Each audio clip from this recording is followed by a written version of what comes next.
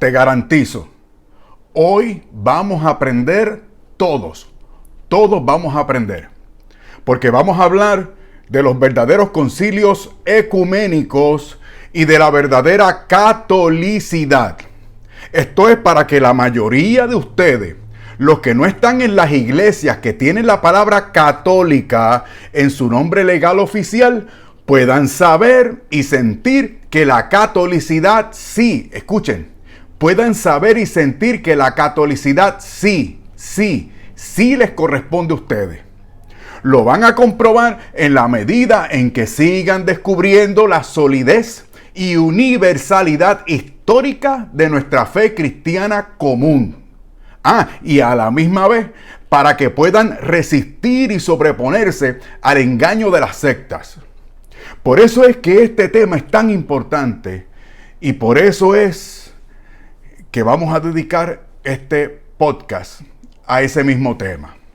Mira, son 7 los concilios verdaderamente ecuménicos. Son 7, los 7 primeros, ya que representan el consenso de la iglesia indivisa, o sea, unida antes del cisma definitivo que provocó la iglesia de Occidente con respecto a la de Oriente. Y esa rotura definitiva se llevó a cabo en el año 1054.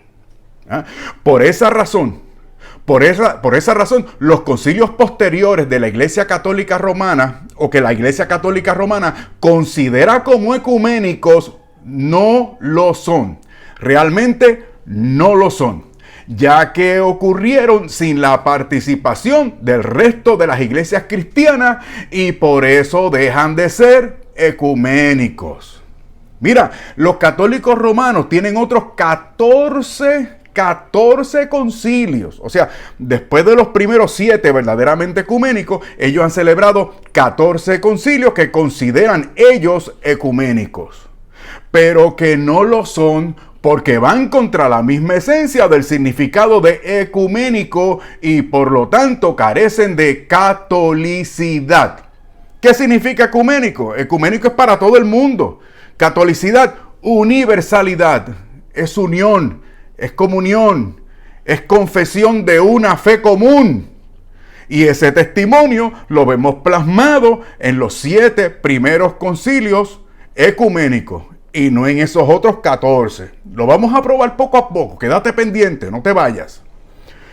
Pero también podemos destacar otras ocasiones en la que la iglesia con sede en Roma se fue distanciando de los acuerdos y conclusiones de los 7 concilios primeros, los verdaderamente ecuménicos. Se fueron alejando de esos concilios con las demás sedes o iglesias, fomentando así la división, fomentando así la división contra todos los que no condescendieran con la primacía romana a todos los niveles. Sí, porque no se conformaron con la primacía de honor que toda la cristiandad le había reconocido. No, ellos querían primacía a todos los niveles. Como lo dije en aquel otro video, una primacía de índole monárquico y jurisdiccional. Y te voy a dar 4 ejemplos nada más. 4 ejemplos nada más. Primer ejemplo, la cuestión del filioque. En el concilio niceno-constantinoplatino, a partir del concilio de Constantinopla, el primero del año 381. ¿Cuál fue el acuerdo original de ellos? ¿Cuál fue? Mira, en ese concilio de Constantinopla, repito, en el primero, se confirmó el credo niceno, el niceno, sin incluir la cláusula de el hijo, o sea, el filioque. Mira, yo no estoy diciendo que no crea en la procedencia del Espíritu Santo a partir del Padre y del Hijo, o sea que el Espíritu Santo procede del Padre y del Hijo. No estoy diciendo eso. Lo que estoy diciendo es que ¿por qué no dejaron esa cláusula para después discutirla, dialogarla, para que haya consenso, ¿no? O prescindir de ella por el momento? Para fomentar y preservar la unidad. No, se dio casi inmediatamente, estamos hablando de 200 añitos nada más, un incumplimiento de parte de la Iglesia Occidental que introdujo unilateralmente esa cláusula. La añadieron cambiando el acuerdo original. Y lo hicieron en el Concilio de Toledo, que es un concilio no ecuménico del año 589. Es más, es que ni siquiera se puede considerar un concilio ecuménico de la parte de ellos propiamente dicho. Esos concilios que se realizaban en esa ciudad española eran asambleas que se hacían para tratar temas de índole doctrinal y pastoral. Pero aprovecharon esa asamblea del 589 para hacer ese cambio e imponerlo en toda la iglesia occidental. Esta acción fue entonces contraria al texto aprobado en el Concilio de Constantinopla, repito, del año 381.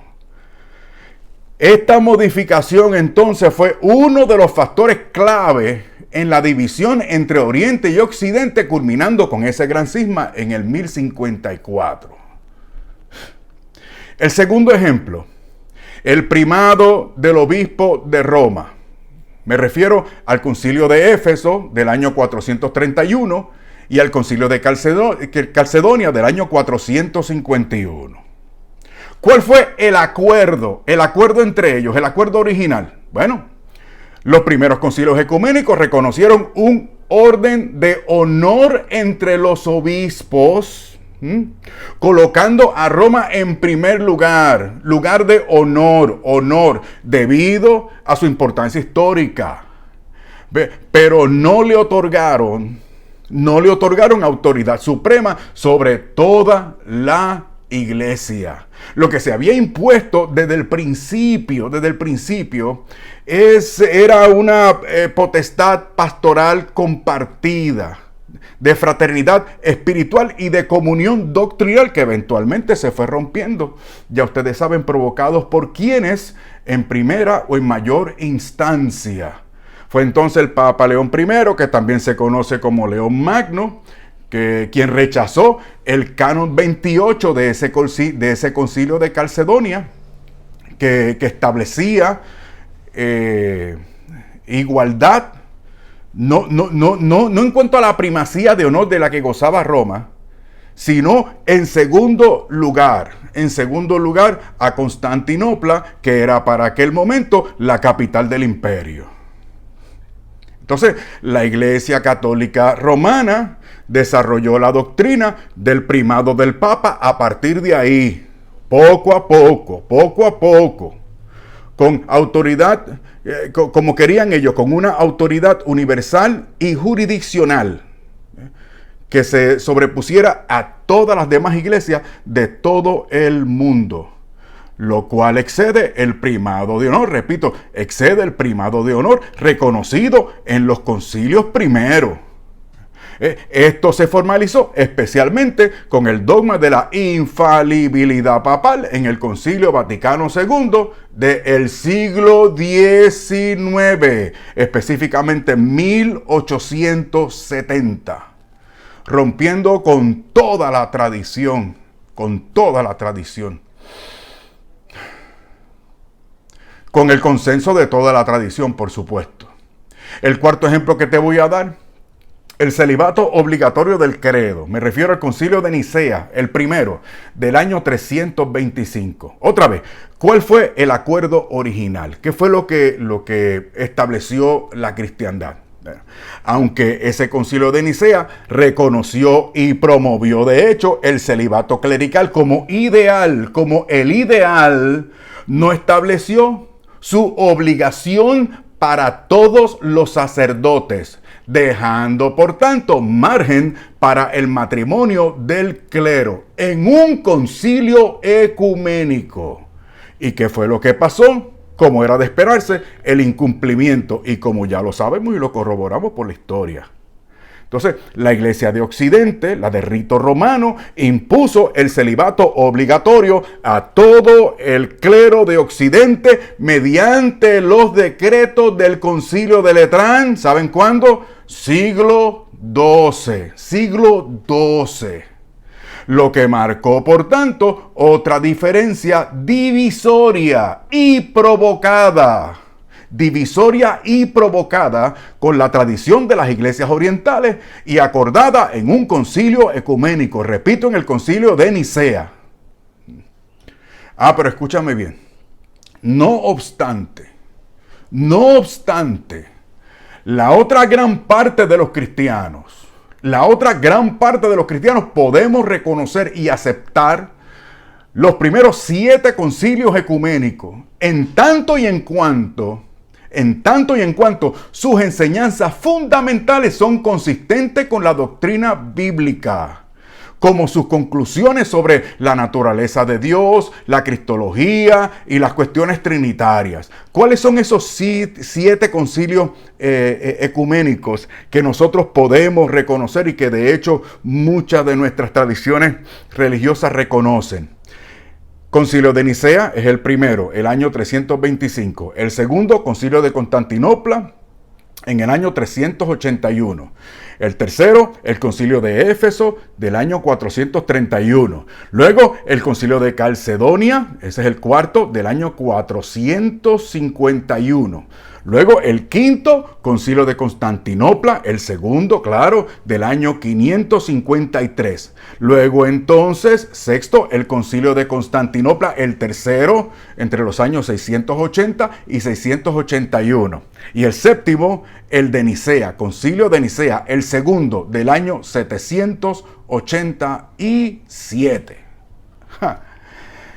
Pero además, hay otras 4 razones para considerar a estos 7 concilios ecuménicos como autoritativos o magisteriales, si bien, y la aclaración hay que hacerla.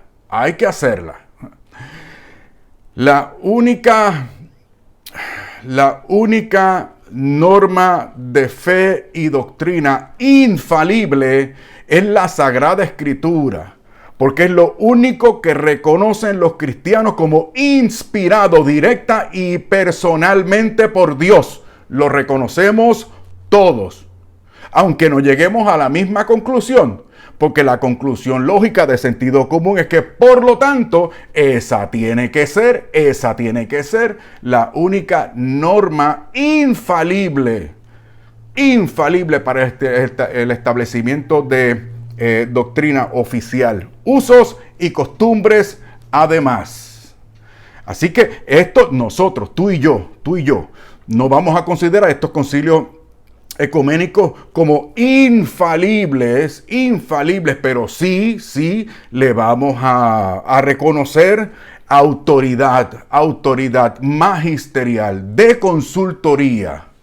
Muy importante, y de confesión de las verdades fundamentales establecidas que son determinantes para el establecimiento de la ortodoxia y podamos identificar más claramente lo que no está bien, lo que está errado, lo que está mal, lo que no es verdadero. Entonces, vamos con esas 4 razones para considerar a estos 7 concilios ecuménicos, verdaderamente ecuménicos, como te lo he expresado hasta aquí. Sígueme, por favor. Primera razón. La primera razón es la fidelidad a la Escritura. Porque los primeros concilios ecuménicos, como Nicea, el primero de Nicea y el de Calcedonia del siglo V, definieron doctrinas como la Trinidad y la naturaleza de Cristo en formas que se alinean con la enseñanza de las Escrituras. Por ejemplo, el credo niceno confiesa que Jesús es Dios de Dios, luz de luz, Dios verdadero de Dios verdadero. Una afirmación que tiene su fundamento en textos como San Juan, Evangelio según San Juan, capítulo 1, versículo 1, y Colosenses, capítulo 2, versículo 9. Segunda razón que te voy a dar. Tiene que ver con la clarificación de la fe cristiana. Porque al establecer declaraciones claras y fieles a la Escritura, estos concilios respondieron a desafíos heréticos, como el arrianismo, que negaba la divinidad de Cristo, y el nestorianismo, que dividía la naturaleza de Cristo. entre otras cosas. Razón número 3 para considerar estos concilios. Por la razón de expresión de catolicidad verdadera por medio de una herencia doctrinal común. Catolicidad verdadera, la tuya y la mía. ¿Cómo? Por medio de una herencia doctrinal común. Dichos concilios, entonces, manifiestan la universalidad de la Iglesia mediante 4 expresiones que reflejan el principio clave de la unidad esencial de la fe cristiana primitiva. Estas 4 expresiones o principios incluyen, las voy a enlistar con letras para que no te confunda. A. Afirmación de la doctrina común mediante la definición de cuestiones esenciales de la fe cristiana relacionadas con la naturaleza de Dios, como la Trinidad, y la persona y obra de Cristo, relacionado con cristología fundamental y por lo tanto irrenunciable. B. Fundamento bíblico y fidelidad doctrinal apegados a la fe correcta, basándose en la revelación bíblica, por lo que expresan la continuidad doctrinal de la Iglesia universal. C. Consenso doctrinal de la Iglesia indivisa, unida, lo cual los convierte a los concilios, claro está, en expresión auténtica de la unidad de la Iglesia universal. Y D. Rechazo de las innovaciones. Rechazo de las innovaciones posteriores promulgadas unilateralmente por Occidente, sin sustento bíblico responsable ni el consenso de la tradición o con la tradición apostólica. Sigamos. La 4ª razón que te voy a dar para considerar estos concilios como magisterio y tengamos más presente la catolicidad que nos acoge a todos los verdaderos creyentes en Cristo. 4ª razón. Concordancia con los credos. Qué importante es esto. Los credos producidos o confirmados por los primeros concilios ecuménicos, me refiero al credo apostólico, el niceno y también el niceno constantinopolitano, son resúmenes fieles de la fe cristiana. Por lo tanto, se consideran a los 7 concilios ecuménicos como una expresión temprana de la ortodoxia. Expresión temprana. No que se haya inventado después, sino una expresión temprana de la ortodoxia cristiana de acuerdo con la revelación bíblica. Mira, me ha costado mucho resumir tanta información para poder hacer este video, porque no te quiero quitar mucho tiempo, pero como quiera. Espero que esto te sirva de ayuda y que sirva a los hermanos, a todos ustedes que por ahora no se sienten parte de nuestra historia común y puedan descubrir además la verdadera catolicidad de sus denominaciones, si es que esto último procede. Mira, a propósito, esto es importante también porque vamos a estudiar, vamos a formarnos, vamos a leer. No te preocupes que ya en el próximo video seguimos predicando sobre el Evangelio según San Marcos. El próximo video va a ser sobre la oración, sobre la estrategia de la oración solitaria del Señor Jesús. A tono con San Marcos capítulo 1 a partir del versículo 35. Tremendo video. Pero ahora pues vamos a también de vez en cuando estos videos de formación doctrinal, sólida, para que nos motive, para que nos identifique como Dios quiere y para que nos motive como Dios quiera. Entonces, en la descripción del video hay 4 libros que consulté y que te voy a recomendar. Dos de estos libros son de eruditos católicos. Hay también un bautista y hay un luterano. Sí, vamos a incorporar, vamos a aprovechar todos estos conocimientos. Y aquellos hermanos, queridos hermanos, que son fieles de la Iglesia Católica Romana, no tienen por qué sentirse mal, porque sus propios eruditos reconocen todo esto. Su magisterio actual reconoce todo esto. Por eso es que hace algunos años, mira, yo me atrevo a decirte que hace 20 años por lo menos, si no 30, la Iglesia Católica está retomando estos asuntos y lo ha aceptado. Y por eso este último magisterio del Papa Francisco, aunque a mí no me resulte muy feliz personalmente, pero ese no es mi problema, pero aún así ustedes ven el reconocimiento del magisterio del Papa actual de estas cosas, y por lo tanto se están planteando en esa iglesia hacer cosas y realizar diálogos para resolver estos asuntos históricos y a ver cómo le hacen en adelante.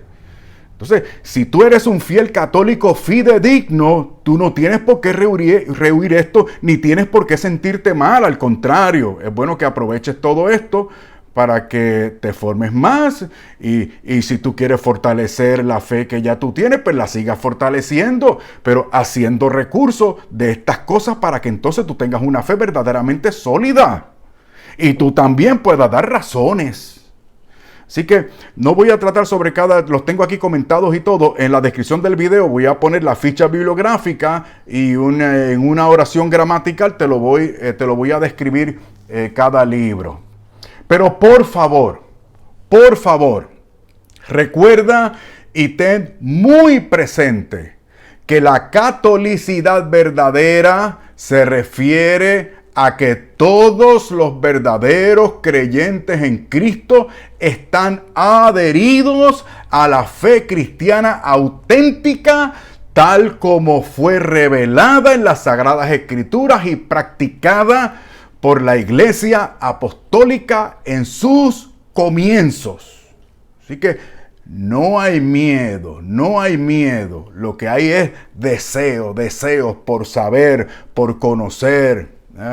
Ese deseo, ese anhelo por retomar la identidad cristiana, histórica, primitiva, sólida. Y es por esto mismo que la catolicidad verdadera, la catolicidad que estamos reclamando porque es nuestra, no depende ni se limita a estructuras ni instituciones humanas, ni de tradiciones acumuladas o doctrinas falsas inventadas para condicionar la salvación de las pobres personas, sino de una lealtad a la palabra de Dios y a la fe apostólica como se encuentra en las Sagradas Escrituras. Esto necesariamente se reflejará en tu vida y en la mía. Se reflejará en nuestra vida y en nuestras iglesias como un deseo ardiente de vivir una fe universal, o sea, total, plena, vibrante, con identidad. Pero eso sí, claro, centrada en Cristo, porque si no, estamos mal. Si no, no es fe verdadera, no es universal, no es católica. Por lo tanto, es fe centrada en Cristo y en la autoridad de su revelación. Por favor, ayúdanos en esta nueva etapa de desarrollo de este canal y nuestro ministerio. Te invito a que nos hagas una contribución a través del método fácil y seguro de PayPal. El enlace para esa donación la encuentras en la descripción de este video, también con las referencias bibliográficas que te voy a recomendar. Por favor, ayúdanos si te es posible. Y ahí también, en la descripción de este video, vas a ver los beneficios, claro, humildes, pero te lo aseguro, muy sinceros, que reciben mensualmente cada uno de nuestros bienhechores. Bueno, muchísimas gracias. Y de todo corazón deseo y oro para que tengas paz.